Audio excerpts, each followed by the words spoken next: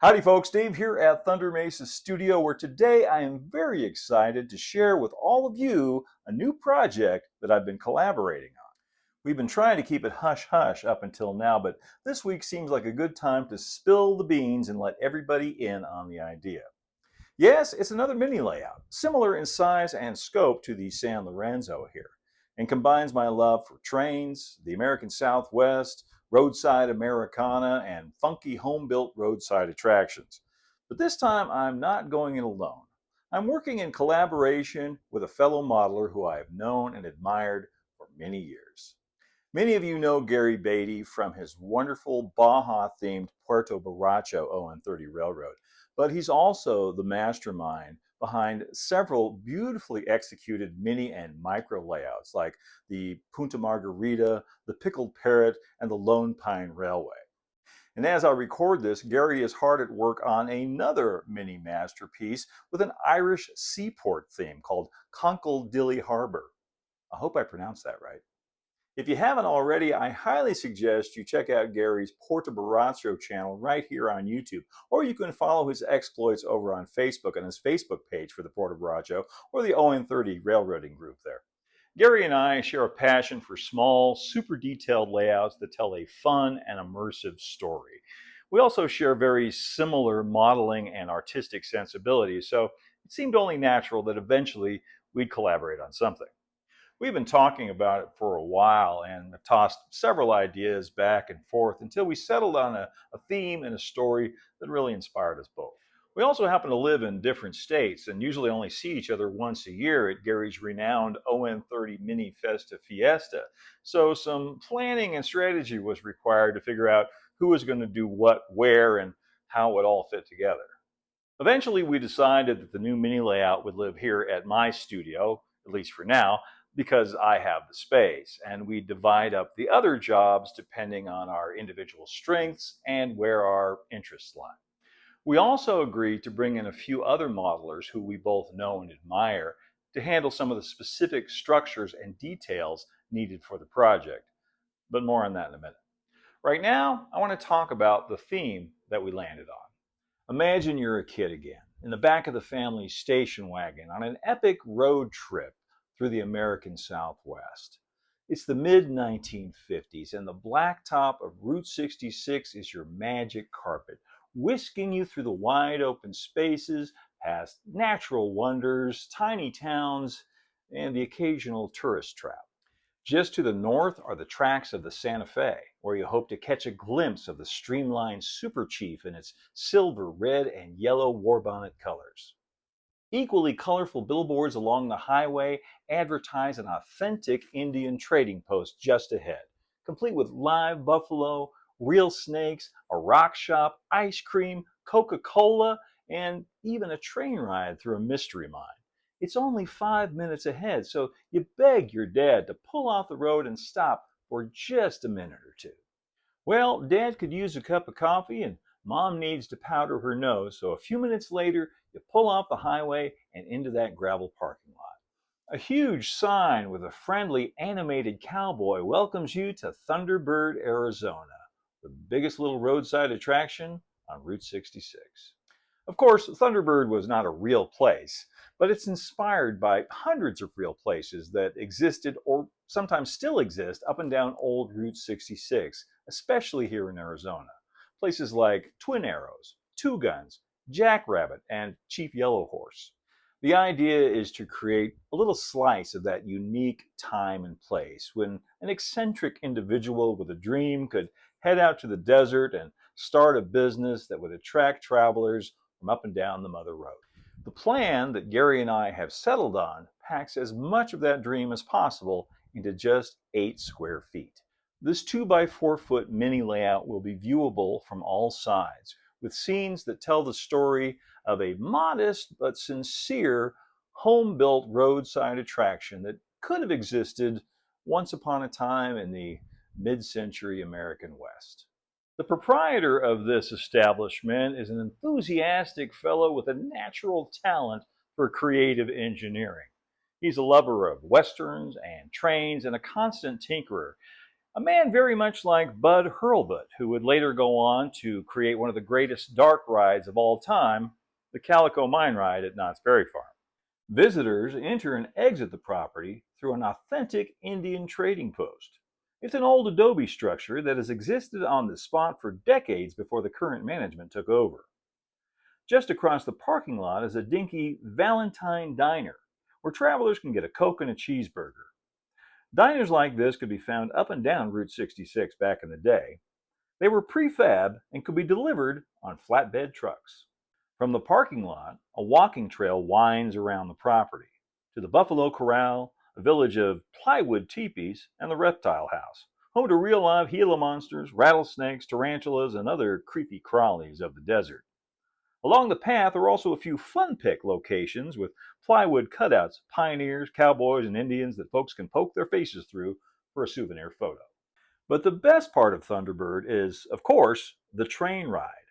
It's a home-built 18-inch gauge mine train that loops the property and takes guests through the black-lit plywood depths of the Mystery Mine, a man-made tunnel filled with the classic tropes of early dark rides.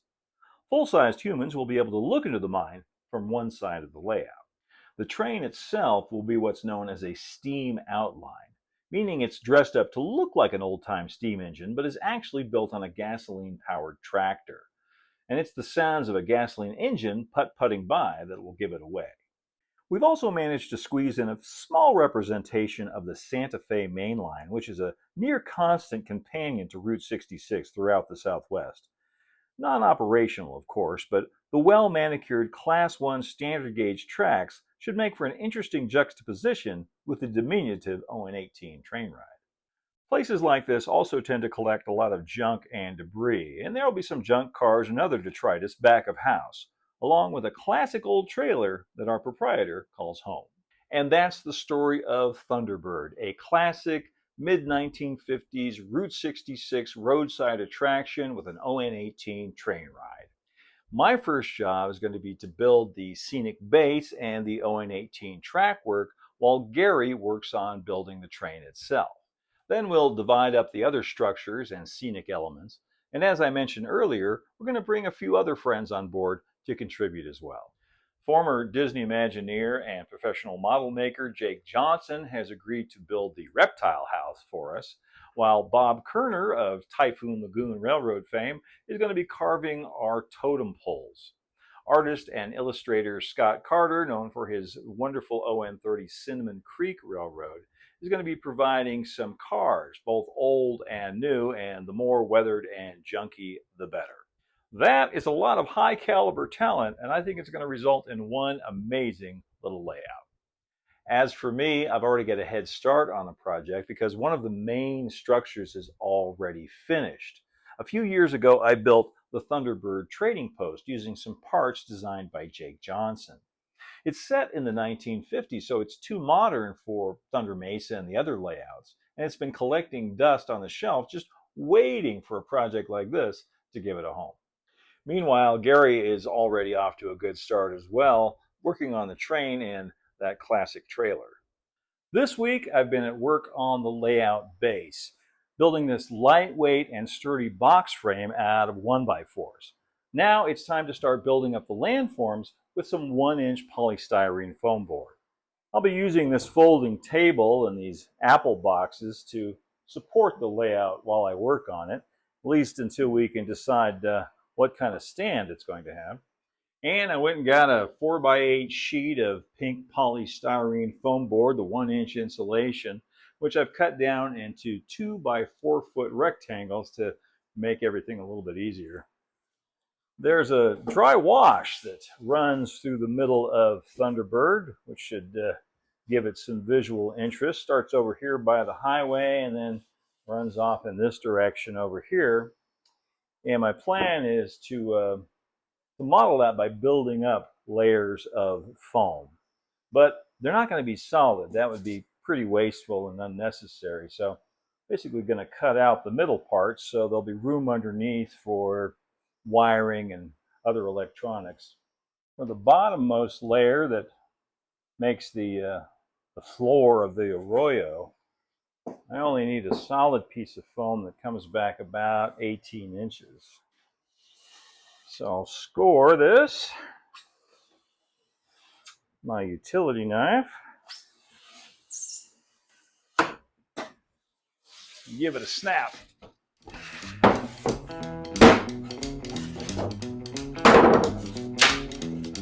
And I'll glue this down to the frame with some Loctite Power Grab all-purpose adhesive.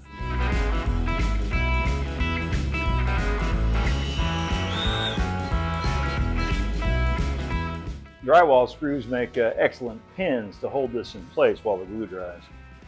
Then I just need some narrow strips to bring this first layer all up to the same level.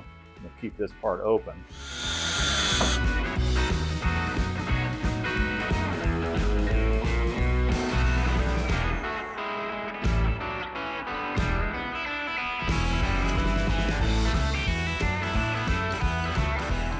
For the next layer, use my hot wire cutter.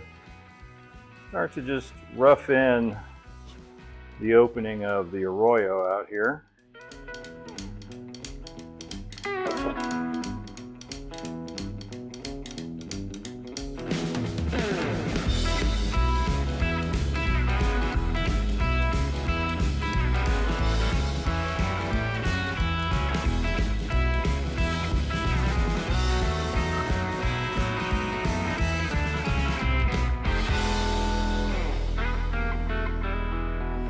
All right, so far so good. Now before I add the fourth and final layer of foam, I want to lay out and then cut out the road bed for the ON18 line that's going to be on here. And for that I've got some 1/4 inch thick medium density fiberboard. Now I'll just put this in place up here temporarily. The track plan is very simple, basically just a loop in kind of a kidney bean shape. And I'm going to use my bar compass and a straight edge and this flexible curve to lay the whole thing out. Now up in this top corner here, the minimum radius is 8 inches. Down there it actually narrows down to 6 inches, a 6-inch minimum radius. And if you're wondering, yes, the ON18 equipment that we have planned for this can handle those tight curves with no problem. So first I'm going to draw in the curves and then we'll connect them all up. It's important to find the correct center point for these curves to draw on the radius, and I've got my original hand-drawn plan here, and I'm just translating the 1/8 of an inch squares. 1/8 of an inch equals 1 inch on the plan, measuring in from each side to find that that curved center point. Now this curve down here is just a 6-inch radius. So just the compass.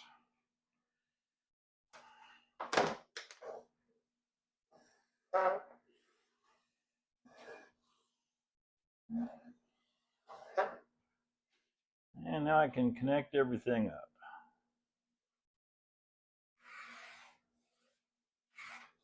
This side's got just a slight curve in it.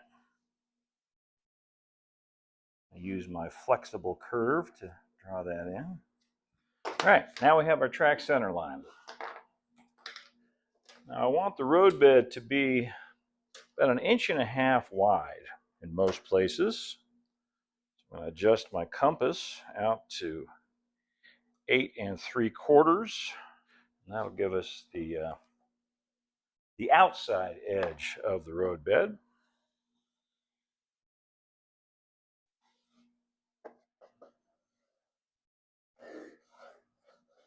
And adjust it down again to 7 1/4.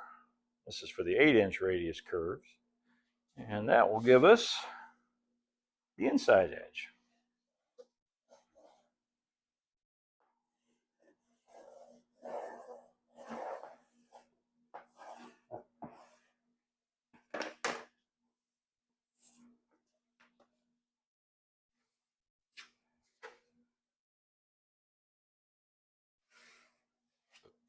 I've also drawn in this little trestle bridge over here, the bridge deck, by doing the same thing, reducing and expanding the radius of the curve here.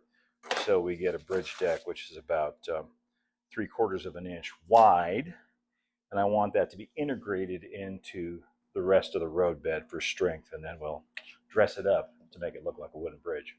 Okay, now I'm going to take this home and cut the whole thing out. And that's how that's looking after a little time with the jigsaw. As you might notice, I've also left these pads for, this is for the mystery mine. This one here will be for the little station. But right now, I'm going to put that final layer of foam on here just temporarily, because I want to lay the cutout roadbed on top of this and trace it. And that's going to give me a really nice idea of where to cut for the rest of that wash. Make sure I get this positioned just right. Center line should be 2 inches from the edge here. And square up the mystery mine with this edge. And I'll just go around the outline with a good old Sharpie.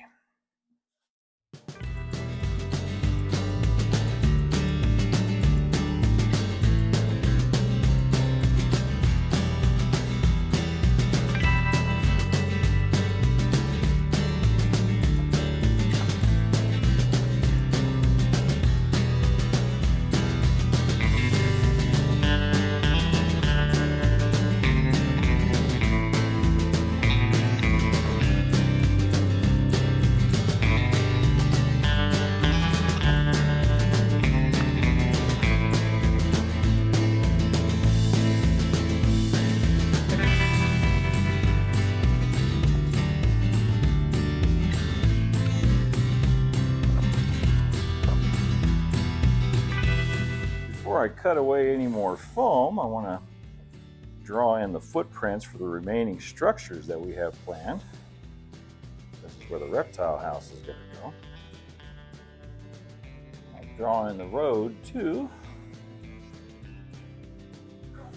The old Route 66. Where the road crosses the wash up here, it's basically just a culvert.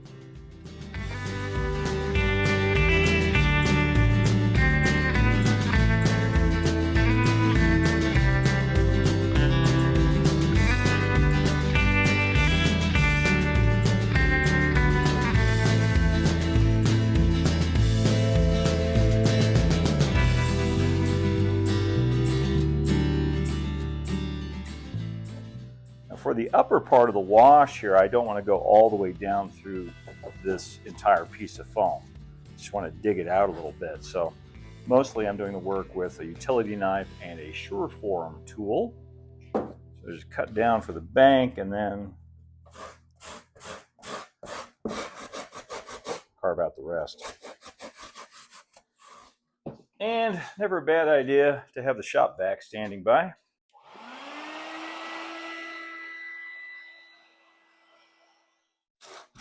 Now I'm switching to a wire brush. Gives me a little bit more finesse and adds some rocky looking textures here. This is how I'm going to be doing all of the rock work on Thunderbird, but not going to do it all right now. Just want to get the wash up to a place where I like where it looks. Now I'll hit all this with the heat gun to, keep the pilling down and to lock this texture into place.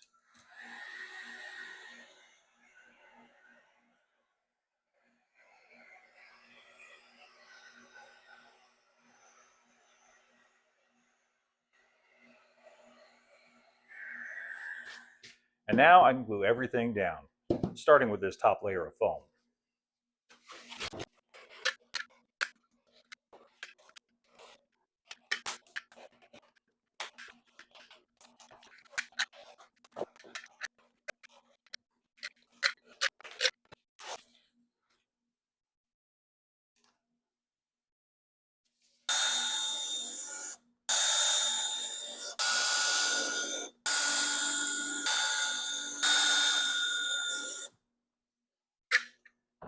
And now the MDF road bed gets glued down on top of that.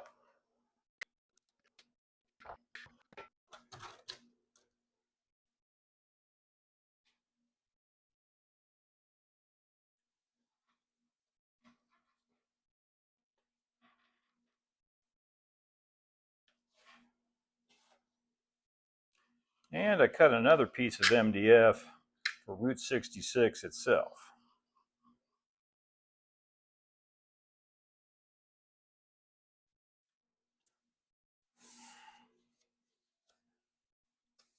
And the final thing I want to add today is the berm for the Santa Fe main line, which runs across this corner up here.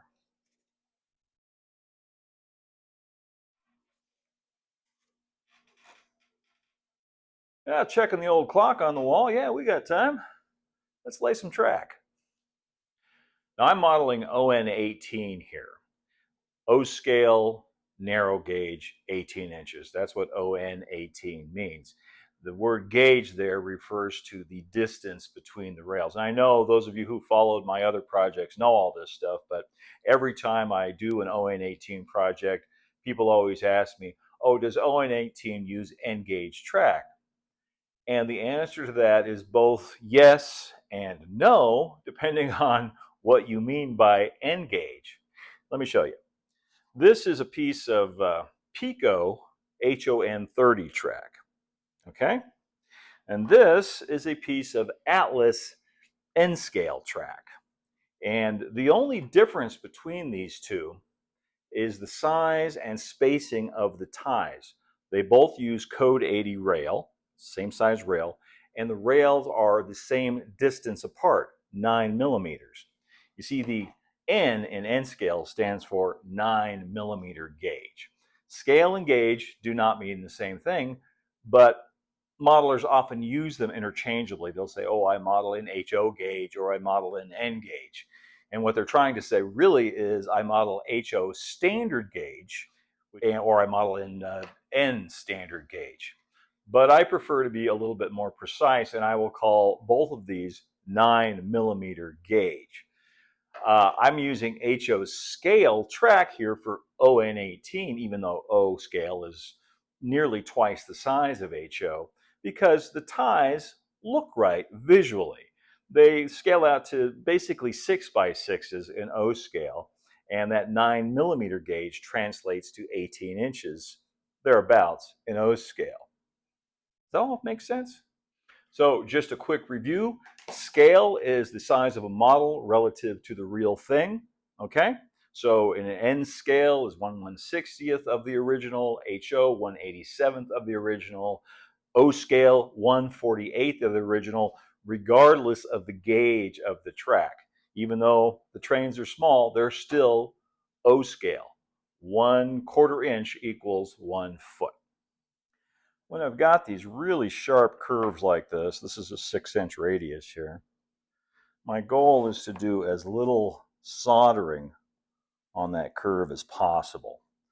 Whenever I can, I want to use a complete piece, a full-length piece of track on those curves so we don't end up with wonky solder joints, which are very likely going to cause a kink, no matter how good you are at soldering. And to hold the rail down, using my pin vise here, or you could use a Dremel if you're in a hurry, or other rotary tool.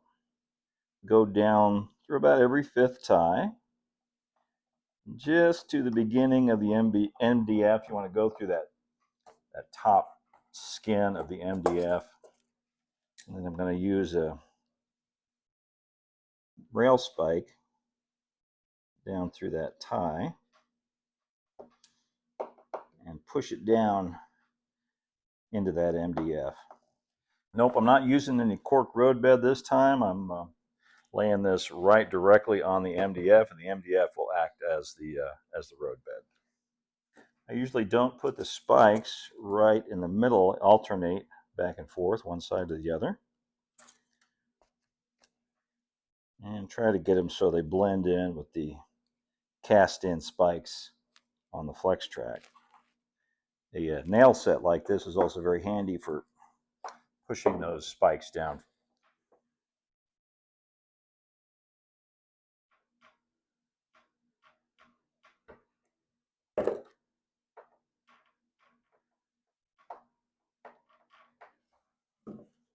All right, that's the sharpest curve, so that should be the hardest one, right?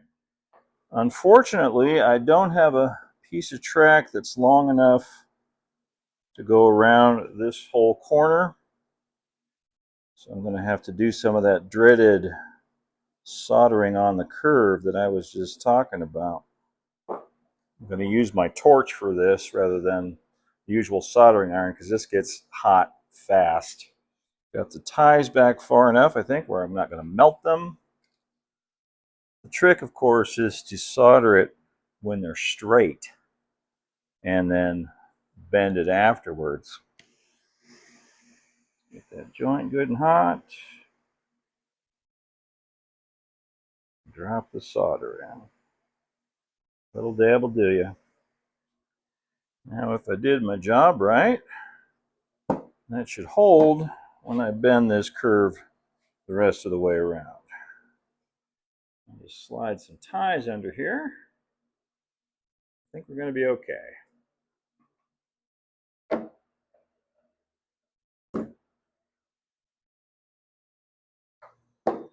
And when we've got two tracks approaching each other and we want to put the connecting piece in here, and these are already spiked down, there's a trick. I'll show you real quick. First, I'm going to cut this piece to length using my flush cutting rail nippers. Now I'm going to take some rail joiners and slide them all the way on to the approaching tracks so they're all the way back there on the rail. Nothing sticking out. I'll just drop this track in here. Use my pliers to push that rail joiner up to the proper position on both sides. Now I can go ahead and spike this piece down. Last connection.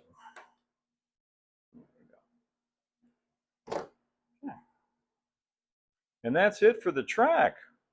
You thinking what I'm thinking? Yeah, let's get some power hooked up to these rails and see how it runs. Well, wiring this thing couldn't be much simpler.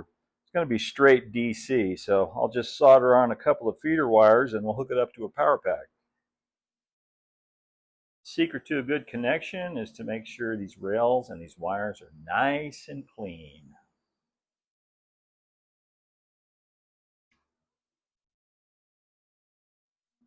Pretty sure I have a DC power pack hiding around here somewhere.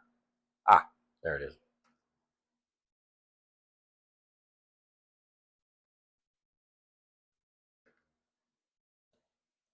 Most of this track has been recycled from other projects, and it's got paint and glue and dirt and God knows what else on it. So I want to give it a very thorough cleaning before I try to run anything. Appropriately, I think we'll test this out with the Bud hurl bit.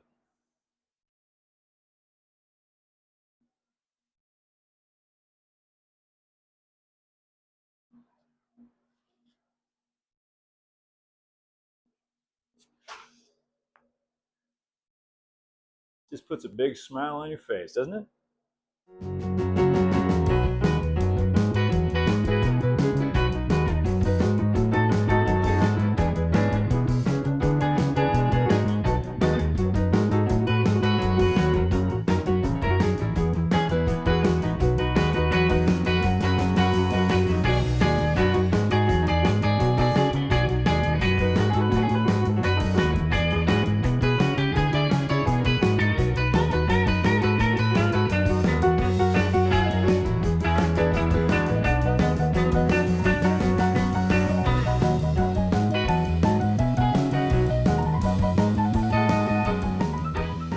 There you have it, my friends. That's the story of Thunderbird so far. Still an awful lot for Gary and I and the other guys to do, but I am super stoked about this project. Can't wait to do some more on it, and I hope you're excited about it too. I hope you're subscribed. If with those notifications turned on so YouTube will let you know when the next video is coming from Thunder Mesa Studio. In fact, I'll be back next week with another episode of the Barlow Pass HON3 project, so I hope you stick around for that. In the meantime, you can also follow Thunder Mesa for free over on Patreon. That's patreon.com/ThunderMesa, and on Instagram at thunder.mesa. And check out the resources available on the Thunder Mesa Studio website at thundermesa.studio. As always, a huge shout out and thank you to our Patreon members who help to make these projects and these videos possible. Until next time, keep moving forward, everybody. Adios for now.